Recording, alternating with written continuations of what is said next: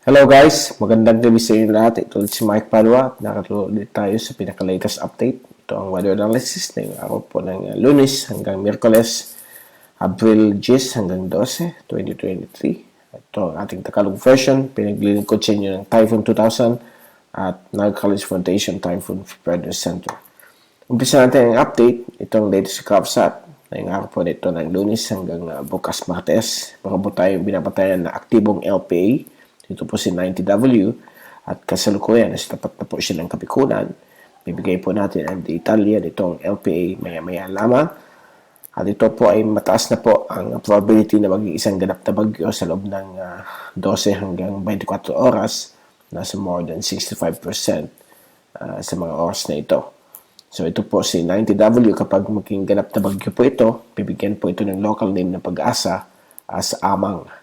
At mukhang magbibigay po ito ng peligro, lalo na po yung mga malalakas na ulan na magbibigay po ng mga pagbabaha sa low-lying areas ng Kapikulan at Eastern Visayas. Kasama din po ang Southern Tagalog Provinces, Metro Manila, Mindoro, Romblon. Okay? So, mag-ingat po tayong lahat dahil po papalapit na po si LPA 90W sa mga lugar na binabanggit natin. So, sa kasalukuyan, isa pa lang siyang active low pressure area but unti-unti po siyang lumalakas. At sa mga oras na ito, sa fast animation, ay medyo bumilis ang kanyang pagkilos at nandito na po siya sa may tapat ng Kapikulan. Kung titingnan natin yung zoom-in satellite animation, so nakita po natin dito sa ating night vision satellite imagery mula sa windy.com, galing po sa UMETSAT satellite servers. At makikita po natin ang pag-develop nitong LPA. Nandito po siya sa may 13.5 north latitude, 130.8. Approximate lang po yan dahil po nag-organize pa po ang kanyang circulation. So, nandito siya na yon. At kasalukuyan, may dala po siyang hangin na 35 hanggang 40 kilometro bawat oras, malapit sa kanyang sentro. At ito po ay kumikilos pahilagang kanluran sa bilis na 22 km bawat oras. At ito po ay may layong as of 8 p.m. May layo po itong 740 km sa silangan po ng Catanduanes o kaya 850 km sa silangan po ng Naga City. So, ganyan po siya kalayo pa as of this time. Subalit, yung kanyang tinatawag na extension o yung trough ay kumakapal po sa mga oras na ito. At nakikita po natin dito na umaabot na po hanggang eastern sections po ng Kabikulan at Eastern Visayas ang kanyang trough. Subalit yung makakapal na thunderstorms ay nandito lamang po nandito pa lang sa may area po ng dagat Pilipinas. At nakikita po natin sa ating infrared.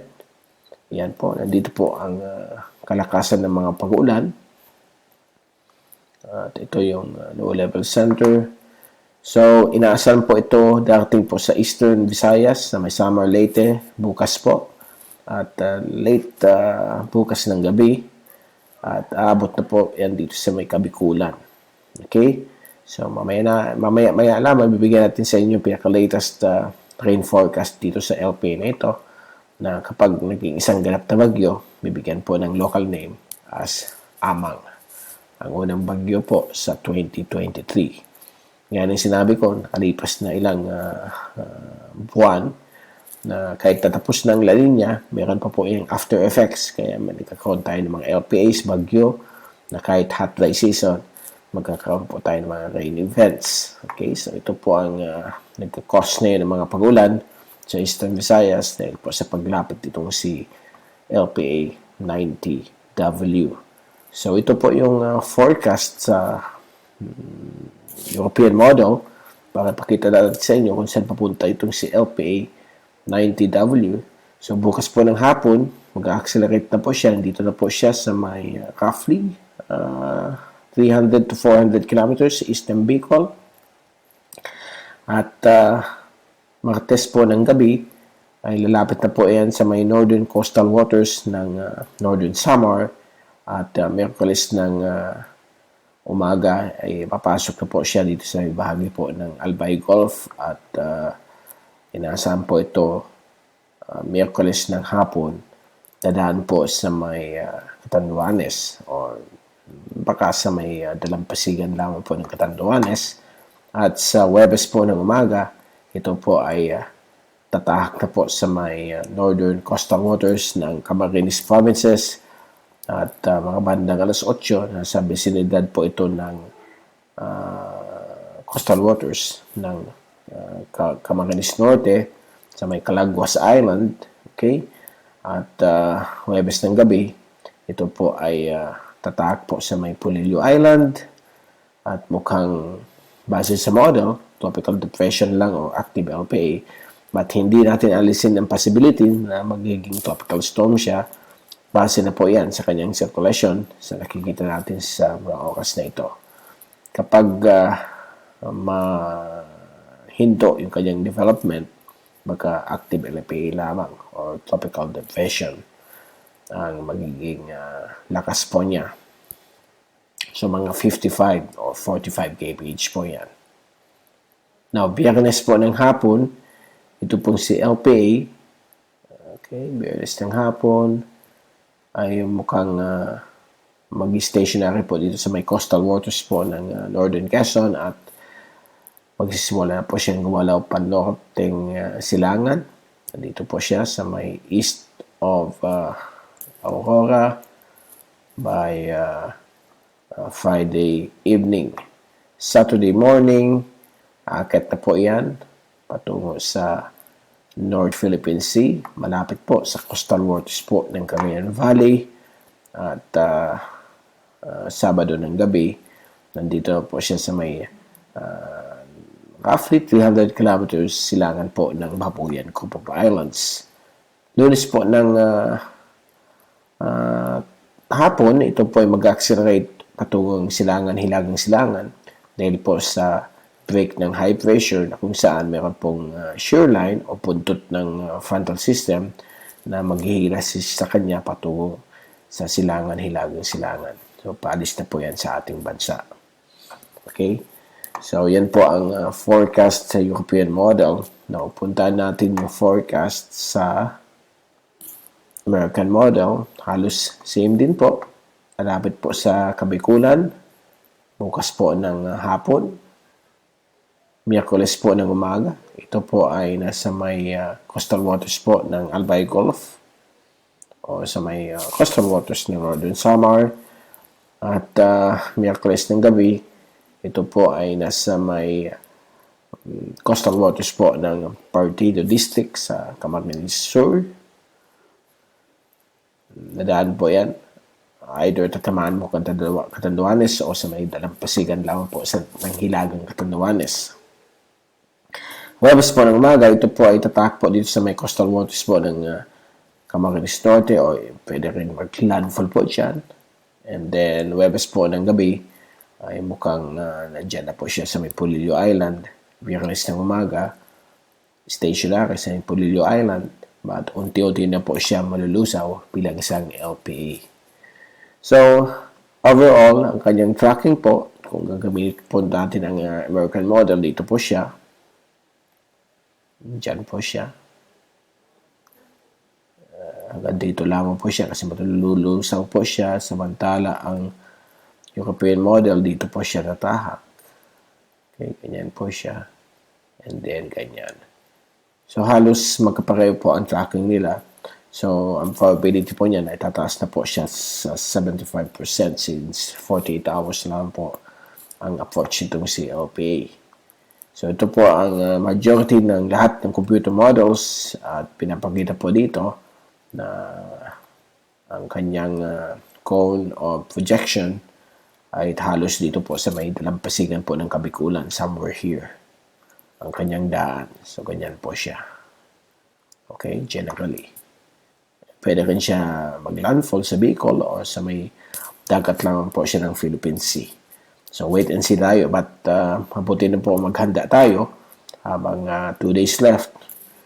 Inaasahan po natin ang isang rain event na base po sa latest rain forecast ng European model. Magsisimula po itong mga malalakas na ulan katamtaman hanggang malakas. At may mga pagkulog at pagkitlat. Dito po yan sa may Eastern Visayas, lalo po sa may summer provinces. Bukas po ng umaga, Martes. And then, Martes ng gabi, affected na rin po ang Leyte, then Catanduanes, Eastern Coastal Waters ng Albay at Sorsogon. Miyerkules ng early morning, affected na po ang Albay, Sorsogon at Partido District. Samantala po ang Iriga City, Naga City at buong Camarines Sur at Camarines Norte, mga tanghali po yan, Miyerkules, magpapaulan, or even morning po ng Miyerkules. Then, Miyerkules po ng gabi, tataak naman po yan sa may Southern Quezon at the rest of Calabarzon, Mindoro, Romblon, Marinduque. Then, Miyerkules ng gabi, affected din po ang Metro Manila, ibang portions po ng Central Luzon. Okay? So, much needed rainfall po yan dahil matagal na po tayong walang ulan. Subalit, kaya sinabi ko noon, may after effects po ang La Nina. Kaya tapos na po. So, Huwebes ng umaga hanggang magdamag. Okay? Nandiyan pa rin mga ulan dahil mukhang mabagal po ang pagkilos itong LPA. Miyerkules hanggang Huwebes dito po sa malapit sa Polillo Island. So, maging maulan pa rin po ang Southern Tagalog provinces to Thursday, pati na rin po ang Kabikulan. So, may mga pabugso-bugsong ulan. So, Miyerkules hanggang Huwebes ang ulan sa Bicol. Samantala po, late Wednesday hanggang Thursday or early Friday, ang ibang portion po ng Southern Luzon, Calabarzon, Metro Manila, Mindoro, Romblon, Marinduque, at Central, ibang portions po ng Central Luzon. So, yan po ang mangyayari po sa development itong si LPA 90W. Actually, mag-extend pa po siya hanggang Biyernes ng mga ulan. But dito na po siya sa may Polillo at ibang portions po ng Eastern Luzon, Northern Coastal Waters po ng Camarines Norte, Calaguas, hanggang Friday po yan. So, abangan po natin yung pinaka-latest update. Kapag naging bagyo po ito, mag-i-issue po tayong updates sa ating website.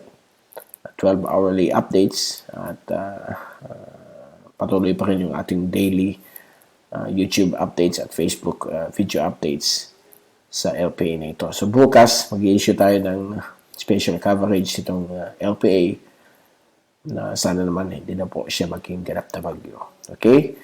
Hanggang sa muli, ito si Mike Padua. Mag-iingat po tayong lahat. #Madwiser. At maraming salamat po sa pagpunod niyo sa aking channel.